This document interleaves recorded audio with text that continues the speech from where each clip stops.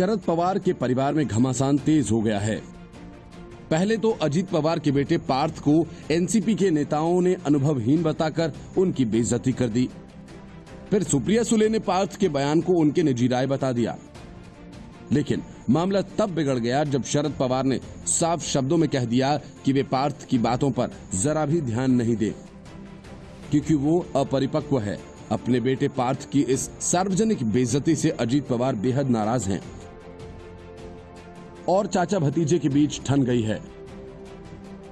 पवार परिवार में मचे इस घमासान पर चुटकी लेते हुए रामदास अठावले ने कहा कि गणेश विसर्जन के साथ महाविकास अघाड़ी सरकार का भी विसर्जन हो जाएगा।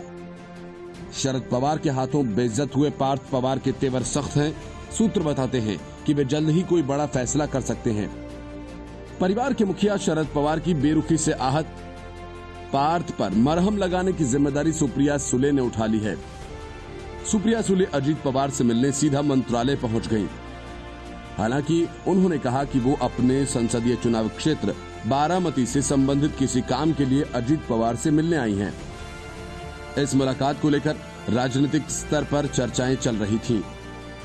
इसी बीच शाम को पार्थ पवार अपनी बुआ सुप्रिया सुले से मिलने शरद पवार के बंगले सिल्वर ओक पर पहुंच गए।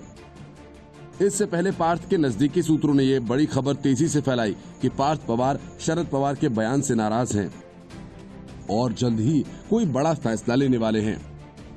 एनसीपी के प्रदेश अध्यक्ष जयंत पाटिल ने कहा कि पार्टी और परिवार में कोई नाराजगी नहीं है। पार्टी के दूसरे बड़े नेता छगन भुजबल ने कहा कि पार्थ पवार राजनीति में अभी नए हैं। इस बीच एनसीपी खेमे से ये खबर आई कि पिछले चुनाव के वक्त एनसीपी छोड़कर बीजेपी में गए राष्ट्रीय कम्युनिस्ट पार्टी के नेताओं को वापस लाने के लिए रणनीति तैयार की गई है और इसकी जिम्मेदारी शरद पवार ने पार्टी के प्रदेश अध्यक्ष जयंत पाटिल और अपने अजीत पवार को सौंपी है। एनसीपी ये प्रचार कर रही है कि बीजेपी में गए नेता वापस लौटना चाहते हैं। इन खबरों का खंडन करते हुए बीजेपी ने तंज कसा कि एनसीपी पहले अपना घर और परिवार संभाले। बीजेपी नेता आशीष शेलार ने कहा कि बीजेपी को न तो किसी का परिवार तोड़ने में कोई रुचि है और न ही सरकार गिराने में। उन्होंने आरोप लगाया कि एनसीपी नेता पार्टी और सरकार के भीतर की कलह से ध्यान भटकाने के लिए बीजेपी को तोड़ने की मनगढ़ंत कहानियां फैला रहे हैं।